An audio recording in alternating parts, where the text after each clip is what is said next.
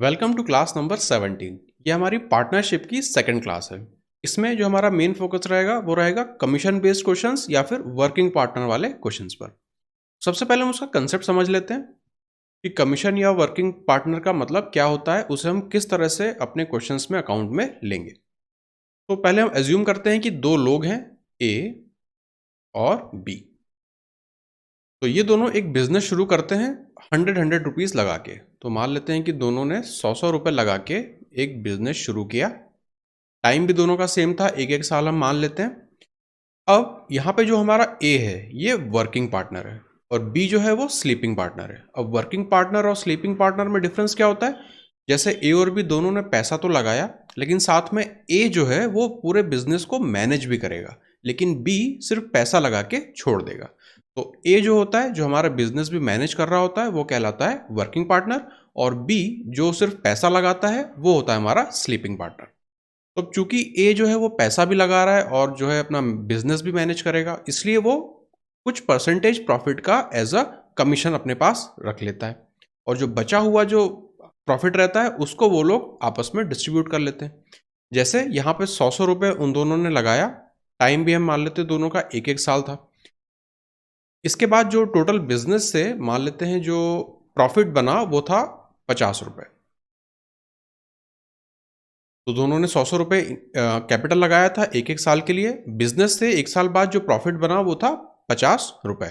अब ए चूंकि हमारा वर्किंग पार्टनर था यहाँ पे, तो ए के लिए हम मान लेते हैं कि उसने जो कमीशन रेट था वो लिया था 20% का। ये ए के लिए है। तो अब यहाँ पे कैलकुलेशन करते टाइम हम लोग क्या करते हैं, 50 रुपये तो हमारा टोटल प्रॉफिट बना साल भर के बाद। तो 50 रुपये का पहले हम 20% निकालेंगे। तो 50 का 10% होता है 5, 20% होगा 10। मतलब ये जो 10 रुपये है ये है ए का कमीशन। तो अगर 50 में से हम 10 को माइनस करें तो हमारे पास बचेगा 40 रुपये। तो ये जो 10 रुपये है ये तो हमारा चला जाएगा कमीशन में। अब हमारे पास बचेगा ये 40 रुपये प्रॉफिट का, जिसे हमें ए और बी में डिस्ट्रीब्यूट करना है। अब यहाँ पर मैं लिख देता हूँ नॉर्मल केस। मान लेते हैं कि जैसा हम पिछली क्लास में करते आ रहे थे, जहाँ पे ऐसा कोई कंसेप्ट नहीं था वर्किंग पार्टनर या स्लीपिंग पार्टनर का, दोनों ही वर्किंग पार्टनर होते थे। अगर दोनों वर्किंग पार्टनर होते, ये एज्यूम्ड केस है, पहला केस, अगर दोनों वर्किंग पार्टनर होते तो ए और बी को कितना कितना प्रॉफिट मिलता? 50 रुपये है, दोनों ने कैपिटल भी सेम, टाइम भी सेम, तो 50 का आधा हो जाता, मतलब ए को मिलता 25 रुपये, बी को भी मिलते 25 रुपये। ये था हमारा नॉर्मल केस। लेकिन यहाँ पे बात हो रही है अब कमीशन की, क्योंकि यहाँ पे वर्किंग पार्टनर का कंसेप्ट लग रहा है। तो यहाँ पर हमने देखा 10 रुपये तो कमीशन के हो गए, तो यहाँ पर ए के लिए हम पहले लिख देंगे 10 रुपये। अब 40 रुपये जो हैं वो हमें डिस्ट्रीब्यूट करने हैं ए और बी में। तो वो डिस्ट्रीब्यूट होंगे उनके कैपिटल और टाइम के मल्टीप्लिकेशन के हमारे रेशो के हिसाब से। तो चूंकि यहाँ पे रेशो 1:1 का है, तो मतलब 40 रुपये को हमें बराबर हिस्से में बांट देना है। तो ए को मिलेगा 40 में से आधा 20, और बी को मिलेगा 20। मतलब जो एक्चुअल डिवीजन होगा वो होगा ए को मिलेगा 30 रुपये, बी को मिलेंगे 20 रुपये। बस यही कंसेप्ट है पूरा वर्किंग पार्टनर या कमीशन बेस्ड क्वेश्चंस का। अगर आपको ये इतना पार्ट समझ में आ गया है तो फिर क्वेश्चंस आपको आसान लगने लगेंगे। तो नॉर्मल पार्टनरशिप और हमारी कमीशन बेस्ड पार्टनरशिप में कहां पर डिफरेंस आ रहा है? सिंपल सा डिफरेंस है, जो हमारा प्रॉफिट निकलेगा at the end of the year या जो भी हमें टाइम पीरियड दिया हो, जो प्रॉफिट आया उसमें से जितना भी परसेंटेज कट होगा, जो कमीशन होगा, वो हमारे वर्किंग पार्टनर को पहले डायरेक्ट चला जाएगा। जो बचा हुआ प्रॉफिट रहेगा वो फिर दोनों में डिस्ट्रीब्यूट होगा एज पर गिवन कंडीशंस। यहाँ पे 1:1 था, इसलिए हमने 40 को 20-20 रुपए में यहाँ पे बांटा। अब हम इससे और आगे क्वेश्चंस में अप्लाई करते जाएंगे और सिचुएशंस के हिसाब से चीजों को सीखते जाएंगे। Question number 1, ABC are partners in a business. A, whose money has been used for 4 months, claims 1/8 of the profit. B, whose money has been used for 6 months, claims 1/3 of the profit. C had invested rupees 1560 for 8 months. How much money did A and B contribute together? अब यहाँ पर हमें 1/8 और 1/3 दिया है, तो हम मान लेते हैं कि जो टोटल प्रॉफिट था वो इस 8 और इस 3 का एलसीएम ले लेंगे। तो एलसीएम ऑफ 8 और 3 हमें मिलेगा 24। अब हम प्रॉफिट पहले डिस्ट्रीब्यूट कर लेते हैं। तो अगर हम ए की बात करें तो ए क्लेम कितना कर रहा है? 1/8। तो 24 को जब आप 1/8 से मल्टीप्लाई करेंगे तो आपको मिलेगा 3। उसी तरह से अगर हम बी की बात करें तो वो क्लेम कर रहा है 1/3, तो 24 का 1/3 होगा 8। बचा कितना? 8 और 3, यहां से हो गया 11, यहां पे है 24, तो मतलब 13। तो ये है हमारा ए के लिए प्रॉफिट, ये बी के लिए प्रॉफिट और ये सी के लिए प्रॉफिट। आगे कंडीशन में हमें दिया है कि सी ने कितना इन्वेस्ट किया है? 1560, 8 महीने के लिए। अब हम यहां से यूनिटरी मेथड लगाना शुरू करेंगे। सी के लिए प्रॉफिट कितना है? 13, तो 13 किससे करस्पॉन्ड करेगा? 1560 जो कैपिटल था मल्टीप्लाई बाय टाइम, मतलब 8 महीने। 13 इसे करस्पॉन्ड करेगा। तो मैं यहां से अगर कहूं 1 यूनिट किससे करस्पॉन्ड करेगा, तो 156 आपको पता है 13 इंटू 12 होता है, तो यहां पर ये हो जाएगा 120 मल्टीप्लाई बाय 8। इसका मतलब 12 इंटू 8 होता है हमारा 960। एक यूनिट का मतलब 960 रुपीज है। अब हमें निकालना है कि ए और बी दोनों ने मिला के टुगेदर कितना कंट्रीब्यूट किया होगा। अब यहां से हम डायरेक्टली 803 को ऐड करके मतलब 11 के लिए यहां से नहीं निकाल सकते हैं। क्यों? क्योंकि यहां पे आप देखेंगे टाइम अलग अलग है, यहां 4 महीने है और बी के लिए यहां पे 6 महीने है, इसलिए हमें अलग अलग इसे कैलकुलेट करना पड़ेगा। अब यहां से एक का मतलब इतना था, तो हम यहां से पहले ए के लिए निकाल लेते हैं। 3 के लिए कितना होगा? 960 मल्टीप्लाई बाय 3। और ये किससे करस्पॉन्ड करेगा? मतलब ये 960 मल्टीप्लाई बाय 3 कितने महीने के लिए? 4 महीने के लिए, और जितना भी कैपिटल रहा हो। तो मान लेते हैं कि ए का कैपिटल था ए, टाइम हमें कितना दिया है यहाँ पे? 4 महीने, इसे हम लिख लेंगे 4। तो यहां से हमें ए का कैपिटल मिल जाएगा। 4 से अगर हम इसे सिंप्लीफाई करें, ये जाएगा 2 बार, फिर एक 4 बार और एक 0। 24 इंटू 3 होता है 720। तो ए के लिए पहली चीज हमारे पास मिल गई कि 720 रुपए उसका कंट्रीब्यूशन था। दूसरा, बी के लिए भी हम इसी तरह से निकाल लेते हैं। जैसे यहाँ पे हमने 3 यूनिट्स किया था, तो यहाँ पे 8 यूनिट करस्पॉन्ड करेगा 960 मल्टीप्लाई बाय 8। और इसे हमें डिवाइड किससे करना पड़ेगा? बी के टाइम से, मतलब 6 से। अब ये आपको क्लियरली दिख रहा है, 16 टाइम्स जाएगा 160। अब 16 इंटू 8 करें तो ये होगा 80 और 6 8 जा 48, मतलब 8 1 2 और एक 0। ये हो गया बी का कंट्रीब्यूशन। अब हमें निकालना है ए प्लस बी, तो मतलब 720 और 1280 को हम ऐड कर देंगे। यहां से हमें मिलेगा 0 0, कैरी फॉरवर्ड 1 जाएगा, ये 9 है तो 10 हो जाएगा 0, और यहाँ पर एक 2, मतलब 2000। कंट्रीब्यूशन दोनों का मिला के होगा 2000 रुपीज। तो सिंपली यहाँ पे हम टोटल जो प्रॉफिट था उसका एलसीएम, यहाँ पे चूंकि 1/8 और 1/3 था, तो हमने उसका एलसीएम लिया। फिर ए बी सी के लिए अलग अलग हमने निकाला। 13 यानी सी के लिए जितना कंट्रीब्यूशन था वो हमें दे रखा था क्वेश्चन में 1560 रुपीज इंटू 8 मंथ्स। तो वहां से हमने एक यूनिट की वैल्यू निकाली, फिर हमने 3 यूनिट और 8 यूनिट की अलग अलग वैल्यू निकाल के टाइम से उसे डिवाइड कर दिया, तो हमें मिल गया ए और बी का capital. Question number 2, in a partnership, X invests 1/6 of the capital for 1/6 of the time. Y invests 1/3 capital for the 1/3 time, and Z invests the remaining capital for the whole time. If at the end of the year the profit earned is rupees 23,000, then what will be Y's share? Again यहाँ पे 1/6, 1/6, 1/3 इस तरह की हमें values मिल रही हैं। तो हम पहले क्या करेंगे, इन फ्रैक्शंस को सिंपल से हम डील करना चाहते हैं नेचुरल नंबर्स, इंटीजर्स में, ठीक है। हम इस फ्रैक्शंस में नहीं डील करना चाहते। तो पहले हम इन्वेस्टमेंट की बात कर रहे थे। यहां पे आ जाता है 1/6, यहां पे आ जाता है 1/3। तो अगर मैं सबसे पहले कैपिटल की बात करूं, सी 1/6 और 1/3 एलसीएम अगर हम लें 6 और 3 का, तो हमें मिलेगा 6। अब हम एबीसी में इसे डिवाइड कर लेते हैं, या XYZ, यहाँ पे XYZ है तो XYZ मान लेते हैं। X के लिए 1/6, तो इसका 1/6 होगा 1 यूनिट। Y के लिए 1/3, तो ये होगा 2 यूनिट। बचेगा कितना? 3 यूनिट। तो वो चला जाएगा C का कंट्रीब्यूशन। अब अगर हम टाइम की बात कर लें यहाँ पे, अगेन यहाँ पे 1/6 ऑफ द टाइम और 1/3 ऑफ द टाइम। तो अगेन 6 और 3 का हम एलसीएम लेंगे तो हमें मिलेगा 6। अब A की अगर हम बात करें तो 1/6 उसका करना है तो 1। B की अगर हम बात करें तो 1/3 करना है, मतलब 2 यूनिट्स। अब अगर हम C की बात करें तो remaining capital for whole time, पूरे समय के लिए वो कर रहा है, तो सी के लिए यहां पर आएगा 6 ना कि 3। ये गलती मत करिएगा, ठीक है।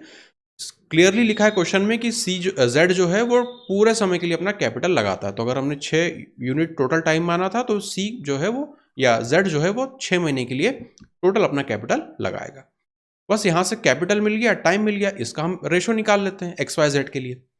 यहां पे अगर मैं लिखूं x is to Y is to Z, ये रेशो क्या निकलेगा, कैपिटल इंटू टाइम निकाल रहे हैं, तो अगर x की बात करें तो 1 इंटू 1 1 यूनिट, y की बात करें 2 इंटू 2 4 यूनिट्स, z की बात करें तो 3 इंटू 6 18 यूनिट्स। ये हमें उनका कैपिटल इंटू टाइम मतलब उनके प्रॉफिट शेयर का रेशो हमें मिल गया। सम टोटल अगर इसे हम करें तो 18 plus 4 22 plus 1 23, total profit 23 units है, और हमें क्वेश्चन में कितना दिया है, टोटल प्रॉफिट 23,000।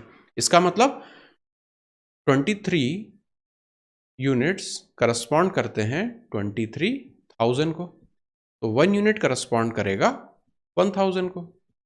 हमसे किसके लिए पूछा है, y का कितना शेयर होगा, तो y का है 4 यूनिट, तो 4 का मतलब होगा 4,000। सिंपली हम यहाँ पे यूनिटरी मेथड लगा रहे हैं, यही हमारा आंसर हो जाएगा, ऑप्शन नंबर डी, ठीक है। तो सिंपली यहाँ पे आप देखेंगे 1/6 1/6 1/3 देखने में हमें टफ सा लग रहा है, लेकिन हम क्या करते हैं कि जब भी इस तरह के फ्रैक्शंस हमें दिख रहे होते हैं तो हम उनका एलसीएम लेके, जैसे हम टाइम एंड वर्क में चीज़ों को सॉल्व करते हैं, बिल्कुल वही मेथड हम यहाँ पे अप्लाई कर रहे हैं। तो इस तरह के फ्रैक्शंस को हमने कन्वर्ट कर दिया इंटीजर्स में। अब आप देखिए कितने आराम से हम पूरा का पूरा क्वेश्चन सॉल्व कर पा रहे हैं, कहीं कोई हमें प्रॉब्लम नहीं हो रही है। Question number 3, A is an active partner and B is an inactive partner. A puts rupees 5,000 and B puts rupees 6,000. A receives 15% of the profit for managing the business and the rest is divided in proportion to their capitals. The amount received by A out of the profit of rupees 880 is, मतलब हमें total profit दिया है 880 का, A का हमें उसमें से हिस्सा बताना है। अगेन यहाँ पे एक्टिव और इनएक्टिव पार्टनर का कंसेप्ट आ गया है, और 15% जो है वो कमीशन जाएगा किसे, एक्टिव पार्टनर मतलब ए को। तो यहाँ पर सबसे पहले हम क्या करेंगे, ए और बी का रेशो लिखने की कोशिश करते हैं प्रॉफिट का, ए और बी। अगर हम इनके कैपिटल की बात करें तो ये ए लगा रहा है 5,000, बी लगा रहा है 6,000, तो कैपिटल का अगर मुझे रेशो लिखना हो तो वो मैं लिखूंगा 5 और 6, तो ए के लिए 5 और बी के लिए 6। टाइम की अगर बात करें तो दोनों में सेम है, तो उसमें हमें कुछ नहीं करना पड़ेगा। तो जो प्रॉफिट है वो निकलेगा हमारा 5:6 के रेशो में, लेकिन यहाँ पे 15% का हमें कमीशन अलग से ए को पहले देना है टोटल प्रॉफिट में से। टोटल प्रॉफिट हमें कितना दिया है, 880।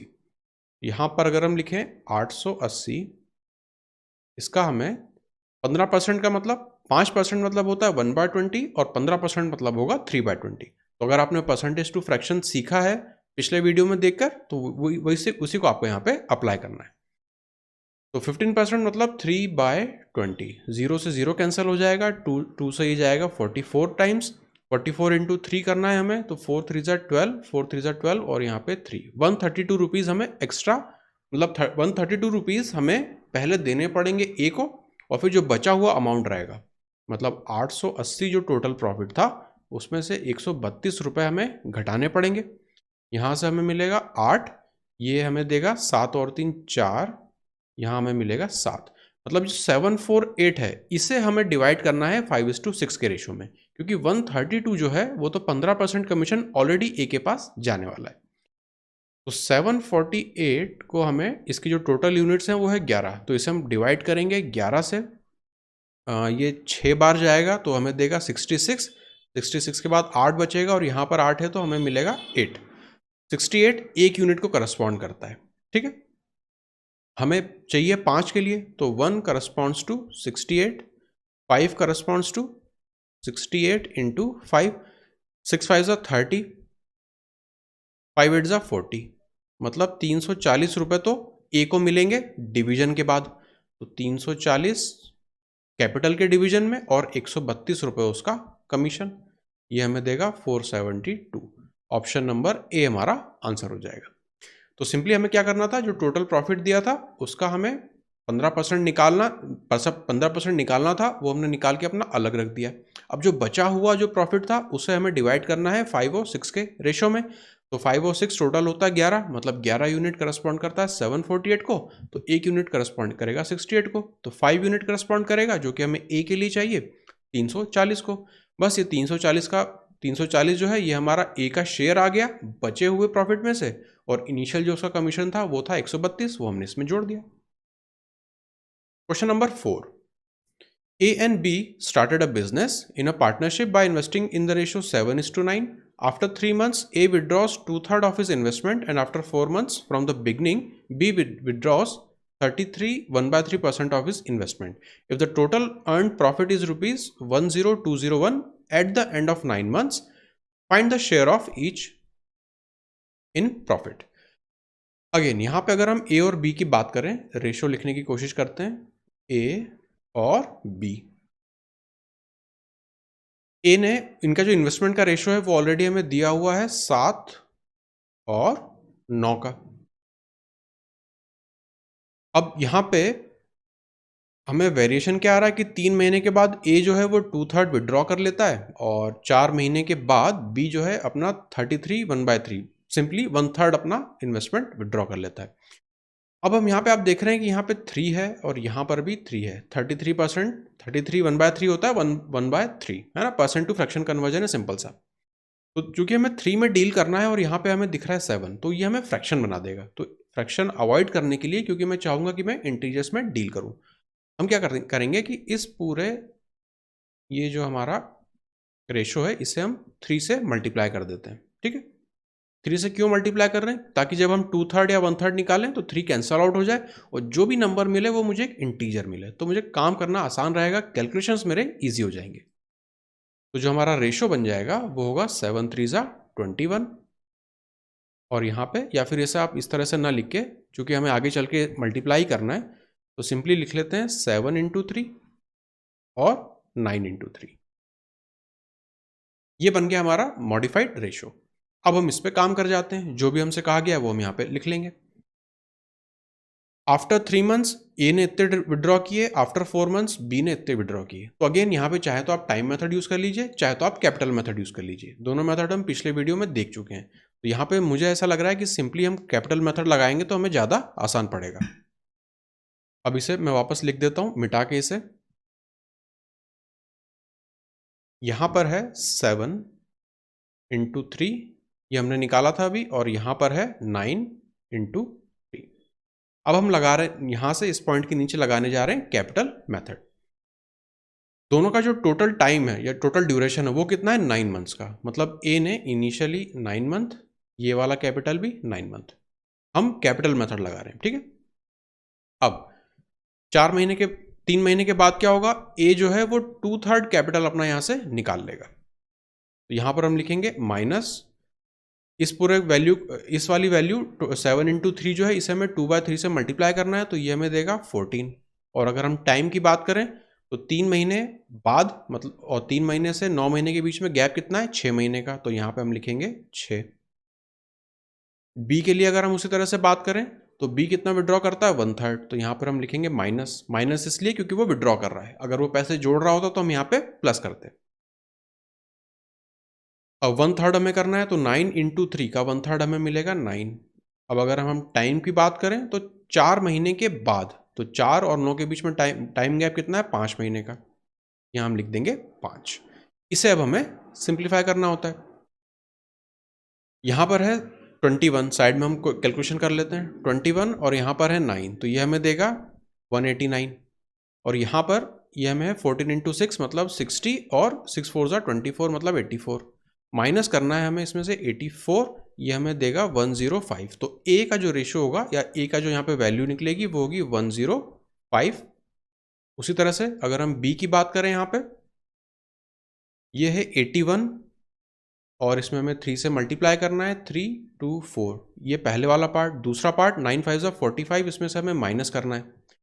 43 माइनस करते तो 200 हो जाता, 2 और माइनस करेंगे तो हमें मिलेगा 198।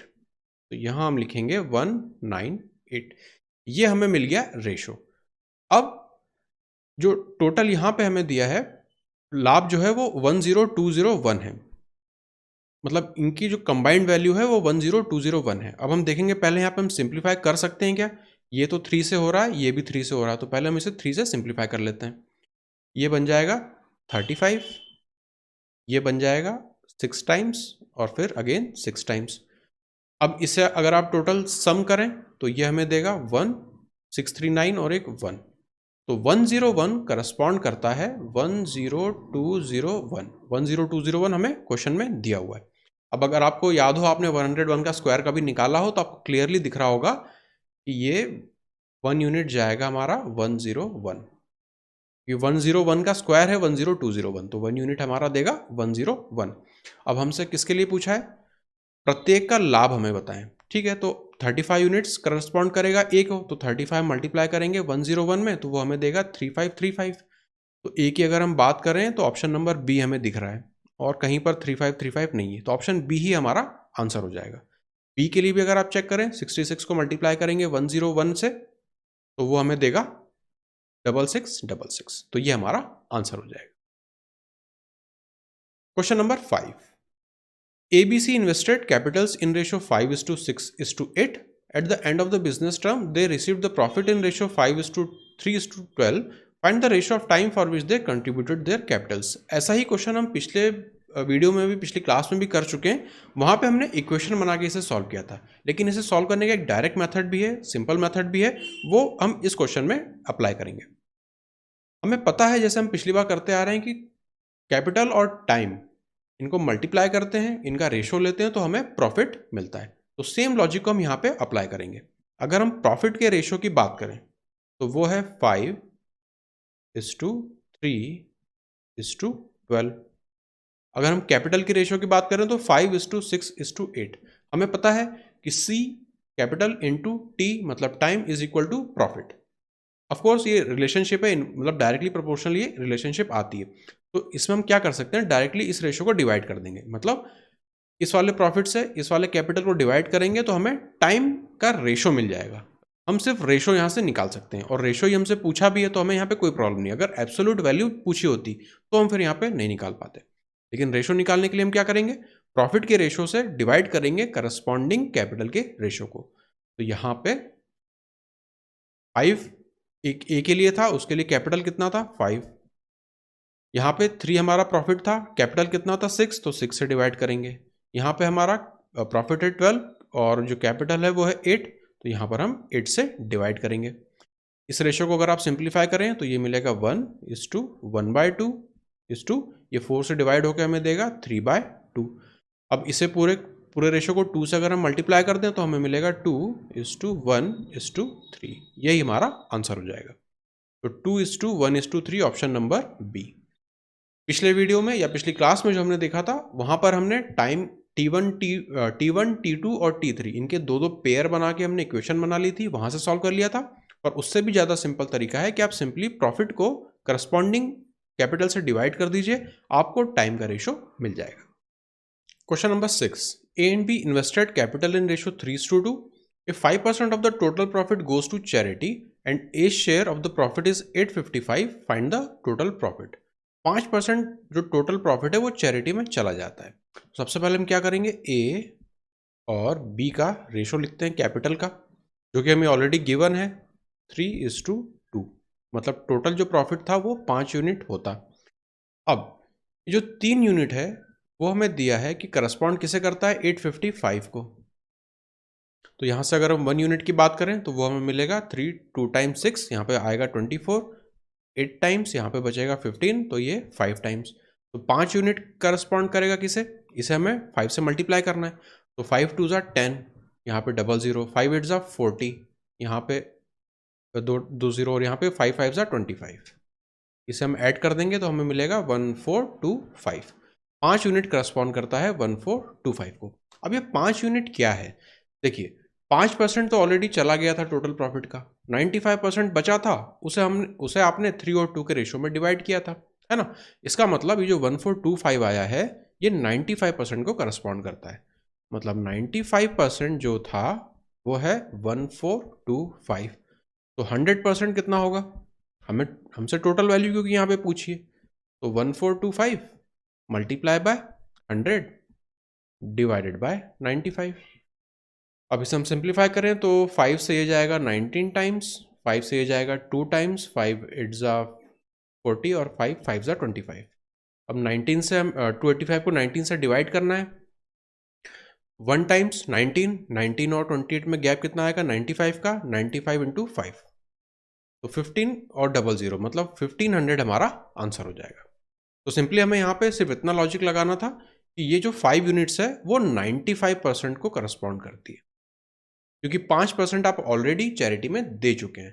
तो 95% जो है मतलब यहाँ से हमने तीन यूनिट की हमें वैल्यू दी है 855, तो हमने 5 की वैल्यू निकाली यूनिटरी मेथड लगा के।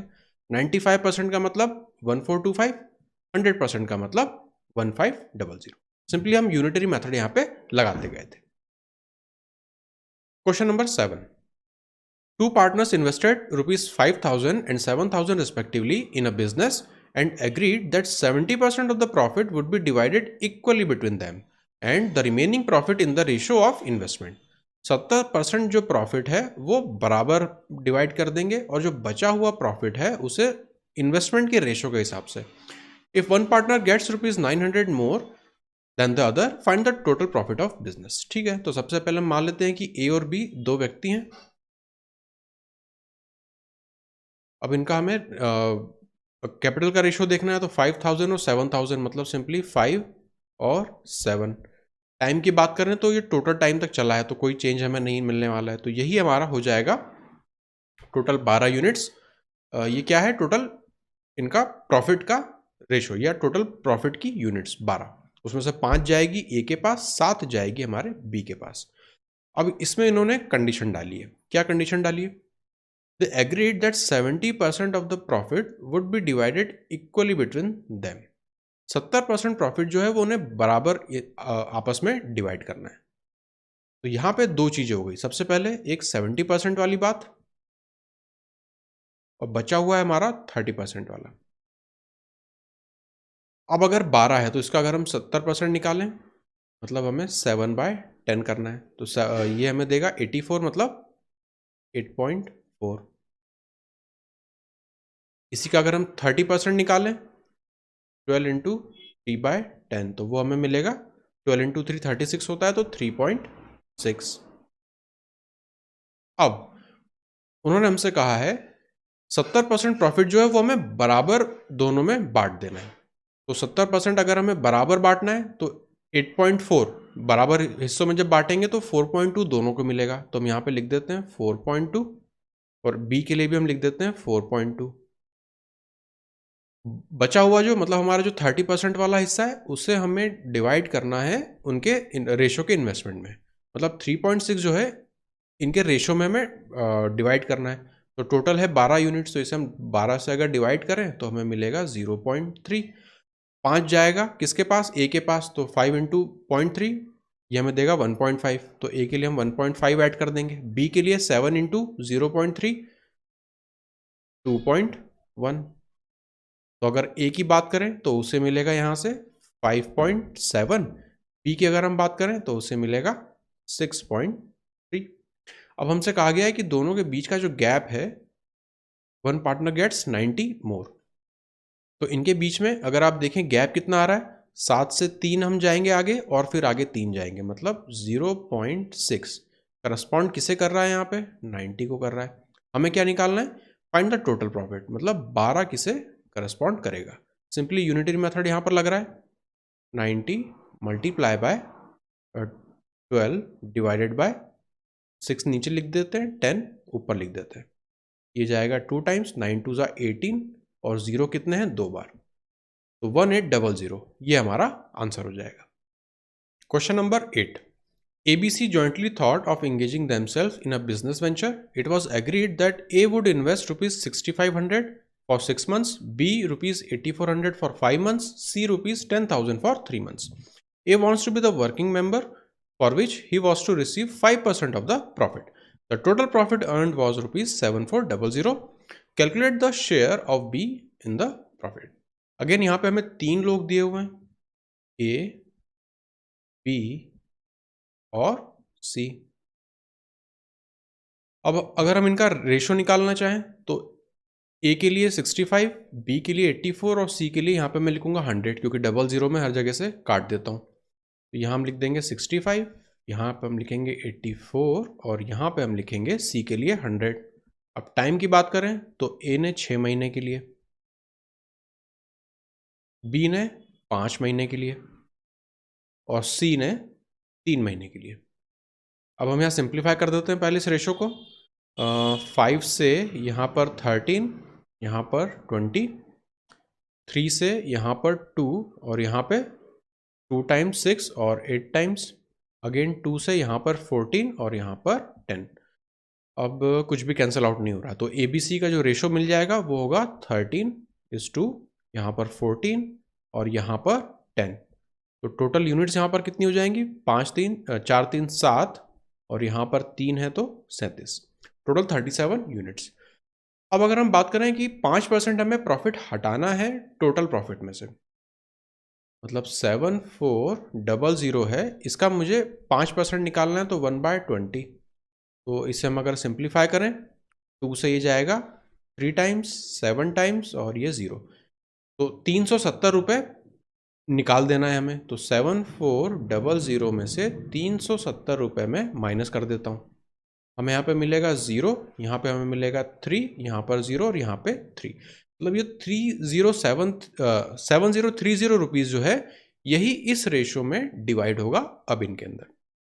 अब अगेन यहाँ पे हमें यूनिटरी मेथड लगाना पड़ेगा और हमें क्योंकि बी का शेयर हमें निकालना है, तो 37 यूनिट्स करस्पॉन्ड करता है 7030 को।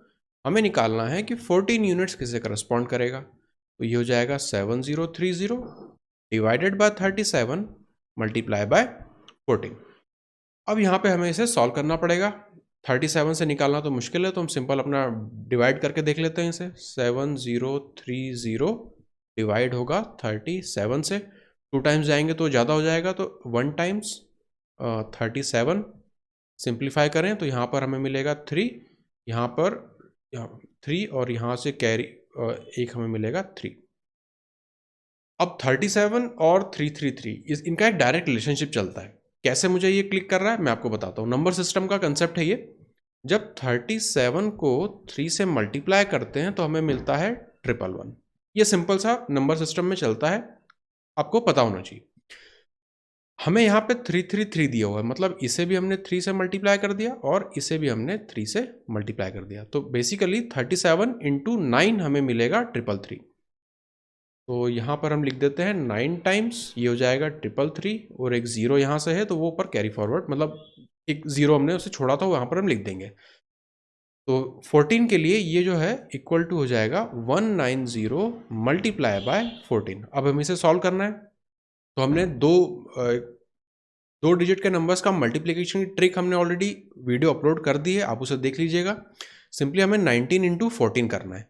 इसे मैं यहाँ पर लिख देता हूँ, इसे मिटाकर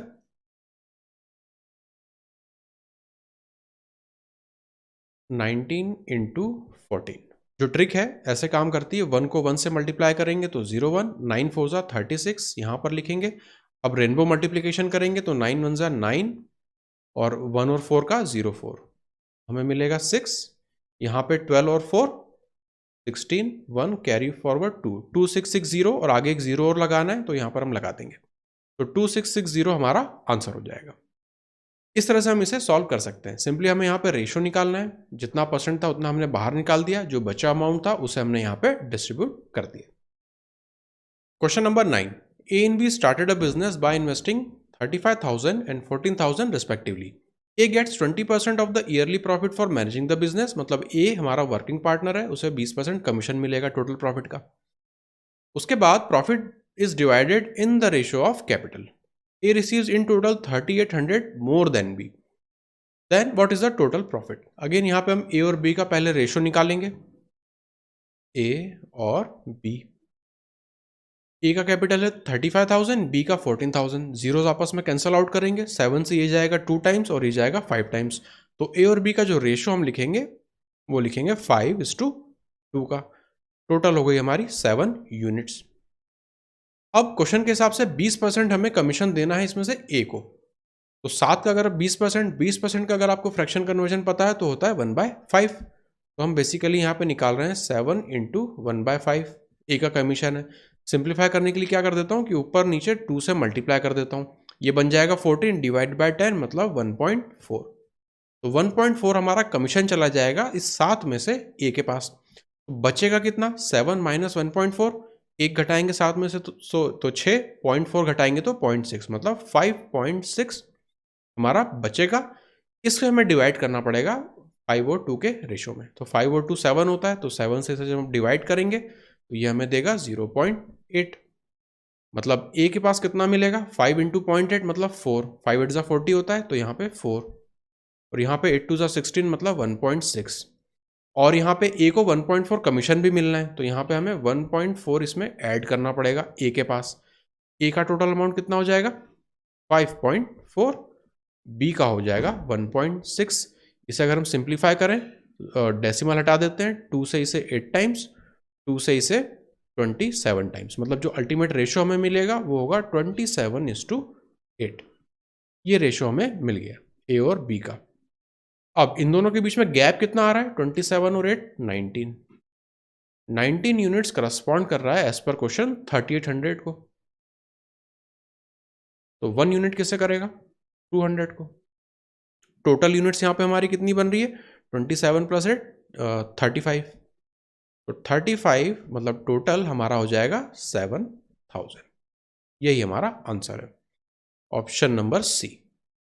ठीक है, तो सिंपली यहाँ पे आप चाहते तो इसे 1/5 की बजाय इस रेशियो को 5 से मल्टीप्लाई करके और फिर आप इंटीजर्स में भी इसमें काम कर सकते थे, कोई प्रॉब्लम नहीं आती। यहाँ पे चूंकि 5 से डिवीजन था इसलिए करने में आसान पड़ता है, हम 2/2 से मल्टीप्लाई करके उसे 1.4 डेसिमल बना लेते हैं। Question number 10। ABC entered into a business and their investment was in ratio 5:4:3. After 4 months, B invested rupees 1000 more, and after 8 months from start, C invested rupees 2000 more. At the end of 1 year, the profit ratio was 15:14 is to 11. Then what was the investment of C at the beginning? अब यहाँ पे हमें 3 लोग दिए हैं, A, B और C। Initial ratio हमें दिया है इनके इन्वेस्टमेंट का 5:4:3, लेकिन क्या हो रहा है बाद में ये लोग कुछ और निकाल रहे हैं या उसमें जोड़ रहे हैं, कुछ भी कर रहे हैं। ऐसा क्वेश्चन जब भी आएगा तो सिंपली हम क्या करते हैं, अपने यहाँ पे कैपिटल मेथड हम लगा लेते हैं। टाइम मेथड से भी हो जाएगा, लेकिन हो सकता है वो कैलकुलेशन में आपको प्रॉब्लम करे, तो यहाँ पर हम यूज करेंगे कैपिटल मेथड। मान लेते हैं कि इनका जो 5:4:3 है, तो ए का इन्वेस्टमेंट हो गया 5x। कितने टाइम के लिए? टोटल टाइम है एंड ऑफ द ईयर, मतलब 1 साल की बात हो रही है, तो यहाँ पे हम लिख देंगे 12। बी के लिए 4 टाइम्स है तो 4x मल्टीप्लाई बाय ये भी 12 महीने, और सी के लिए 3 यूनिट्स है तो 3x मल्टीप्लाई बाय 12। अब क्या होगा? After 4 months be invested rupees 1000 मोर, तो 1000 रुपये वो और मिला रहा है इसमें। टाइम कितना चलेगा? आफ्टर 4 मंथ्स, तो 4 और 12 के बीच में गैप है 8 का, तो हम यहाँ लिख देंगे 8। सी की अगर हम बात करें तो सी ने भी 2000 रुपये और उसमें जोड़े, तो यहाँ पे हम लिखेंगे प्लस 2000 मल्टीप्लाई बाय टाइम है उसका आफ्टर 8 मंथ्स, तो हमारा 8 और 12 गैप बचा 4 का, तो यहाँ हम लिख देंगे 4। अब इसे हम पहले सिंप्लीफाई कर लेते हैं। ये होगा हमारा 60x, ये हमारा बन जाएगा 48x प्लस 8000, और C के लिए हमारा बन जाएगा 36x प्लस 8000। अब हमें फाइनल जो प्रॉफिट है उसका भी रेशो यहाँ पे ऑलरेडी दिया हुआ है, तो हम इसी रेशो का यहाँ पे यूज कर लेते हैं। कोई भी एक आप पिक कर लीजिए, मान लेते हैं कि A और B को हम पिक कर लेते हैं, तो इनका रेशो क्या होगा? 60x divided by 48x plus यहाँ से 8000। ये किसके बराबर होना चाहिए? हमें गिवन है 14 और 15 का रेशो, ये फॉलो करेंगे 15 और 14 का। अब इसे हम सिंप्लीफाई कर लेते हैं। 15 से ये जाएगा 4 टाइम्स, 4 से इसे भी यहीं पर कैंसिल आउट कर देते हैं, ये 12 और ये 2000। अब इसे अगर क्रॉस मल्टीप्लाई करें तो ये हो जाएगा 14x is equal to 12x plus 2000। तो ये 2 उस तरफ जाएगा, मतलब x की वैल्यू हो जाएगी हमारे पास 1000। अब हमसे उन्होंने पूछा क्या है, what was the investment of the C at the beginning. C का इनिशियली कितना इन्वेस्टमेंट था, तो वो था 3x। x की वैल्यू हमने निकाल ली 1000, मतलब सी का इन्वेस्टमेंट था 3000 रुपीज। ऑप्शन नंबर डी हमारा आंसर हो जाएगा। ABC invest in a business in the ratio 3:6:5. A and C are working partners. Only B is a sleeping partner. Hence, his share will be 3/4 of what it would have been if he were a working partner. तो ABC में से केवल A और C जो है वो working partner है, B हमारा स्लीपिंग पार्टनर है। इस वजह से उसका जो प्रॉफिट शेयर होगा वो 3/4 हो जाएगा। If they make ₹50,000 profit, half of which is री इन्वेस्टेड, आधा जो है वो वापस री इन्वेस्ट कर देते हैं बिजनेस में और बाकी का जो आधा है वो डिस्ट्रीब्यूट कर लेते हैं। तो हमसे पूछा है कि सी को कितना मिलेगा। अब अगर हम यहाँ पे ABC के इन्वेस्टमेंट रेशियो की बात करें तो वो है 3:6:5। यह है इन्वेस्टमेंट रेशियो। यही बन जाता प्रॉफिट रेशियो भी, लेकिन यहाँ पर क्या हो रहा है, चूंकि B हमारा स्लीपिंग पार्टनर है तो उसका जो शेयर है वो 3/4 हो जाएगा। तो यहाँ पर हम मल्टीप्लाई कर देंगे 3/4। अब इस रेशियो को हम सिंप्लीफाई कर लेते हैं। ये 2 टाइम्स, ये 3 टाइम्स, 3 2 ज़ा 6, 3 3 ज़ा 9, 5 2 ज़ा 10। तो अल्टीमेटली हम इस रेशियो में काम करेंगे, ABC का रेशियो, जिसमें प्रॉफिट डिवाइड होगा। अब यहाँ पे 50,000 रुपये टोटल प्रॉफिट था, लेकिन इसमें से आधा जो है उन्होंने री इन्वेस्ट कर दिया बिजनेस में, तो बचा कितना, 25,000। वो 25,000 हमें डिस्ट्रीब्यूट करना है इस रेशियो में। तो यहाँ पे अगर हम सम टोटल करें, 6 और 9 15, 10 25, तो 25 करस्पॉन्ड करेगा 25,000 को, क्योंकि 25,000 ही प्रॉफिट हमें डिस्ट्रीब्यूट करना है। एक यूनिट हमारी 1,000 के बराबर है। हमसे पूछा है कि सी को कितना मिलेगा, तो सी का 10 यूनिट्स मतलब 10,000 मिलेगा उसे। ऑप्शन नंबर डी हमारा आंसर हो जाएगा। Question number 12, ABC are partners in a business. A receives 2/5 of the profit and B and C share remaining profit equally. A's income is increased by ₹220 when the total profit rises from 8% to 10%. Find the capital invested by C. अब यहाँ पर एक mistake है। Mistake question में ये है कि यहाँ पे total profit rises from 8% to 10% नहीं होगा, ये ए का प्रॉफिट होना चाहिए, तभी हम यहाँ पर रिलेशनशिप निकाल पाएंगे इस 220 और इस परसेंटेज के गैप के बीच में। तो टोटल नहीं होगा, यहाँ पे ए का प्रॉफिट है। ए का प्रॉफिट अगर 8% से 10% हो जाता है तो ये आप क्वेश्चन में चेंज कर लीजिएगा। यहाँ से भी आप कुल हटा दीजिए और ये ए का लाभ 8% से 10% हो जाएगा। अब हम इसे सॉल्व करते हैं। तो 2/5 यहाँ पे प्रॉफिट मिलेगा ए को और बाकी का बचा हुआ बी और सी में इक्वली डिवाइड हो जाएगा। तो हम क्या करते हैं कि यहाँ पे चूंकि फ्रैक्शन आ रहा है तो 5 यूनिट मान लेते हैं कि हमारा टोटल प्रॉफिट है। तो ए के पास कितना आएगा, 2 यूनिट।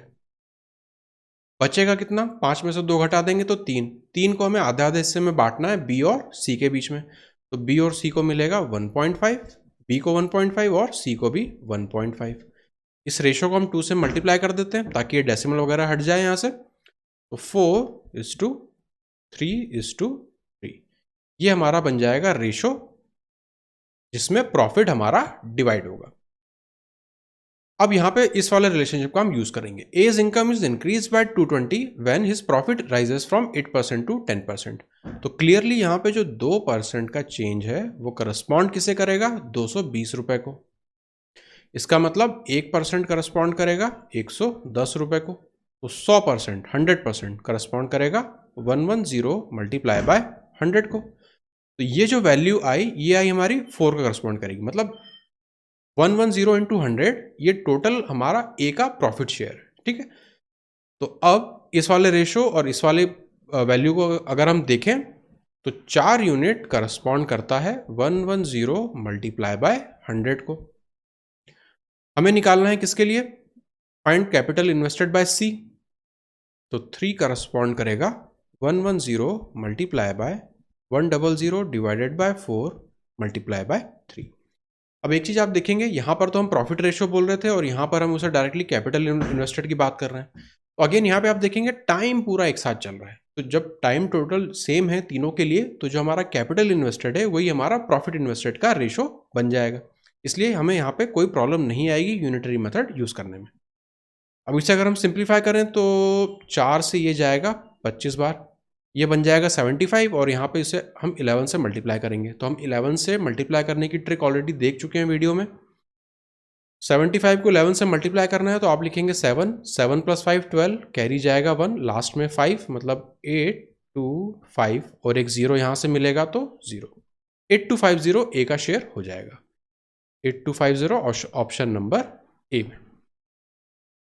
तो आज हमने पार्टनरशिप के क्वेश्चंस देखे, जहां पर हमारा जो फोकस था वो था कमीशन बेस्ड क्वेश्चंस पे, जहां पे वर्किंग पार्टनर होते हैं और स्लीपिंग पार्टनर होते हैं।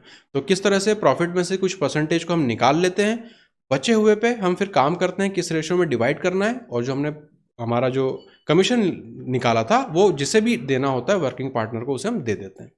तो ये थे हमारे बेसिक क्वेश्चंस आज के। इससे ज़्यादा ऊपर लेवल एग्जाम में आपके नहीं आने वाला है, इतना मोर देन सफिशिएंट है टियर 1 क्लियर करने के लिए एसएससी का।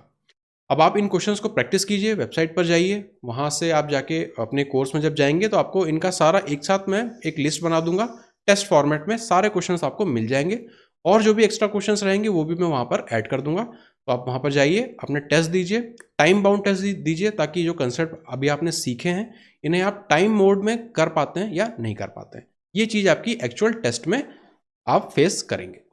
तो बेसिकली अगर हम देखें इस पूरे हमारे टॉपिक को, तो ज़्यादातर हमने यहाँ पर रेशो में काम किया और दूसरा हमने परसेंटेज में काम किया। इसके अलावा बहुत ज़्यादा इसमें कुछ चेंज है नहीं, किस तरह से डिवीजन होगा वही थोड़ा सा एक छोटा सा हमारा कंसेप्ट उसमें आता है। तो इस चीज़ों को आप देखिए, टेस्ट फॉर्मेट में दीजिए और इन क्वेश्चंस की प्रैक्टिस कीजिए। बुक में अगर आप क्वेश्चंस दिखें तो उन्हें भी आप इसी मेथड का यूज़ करके सॉल्व करना शुरू कीजिए। तो इस वीडियो को हम खत्म करते हैं, मिलते हैं अगली वीडियो में।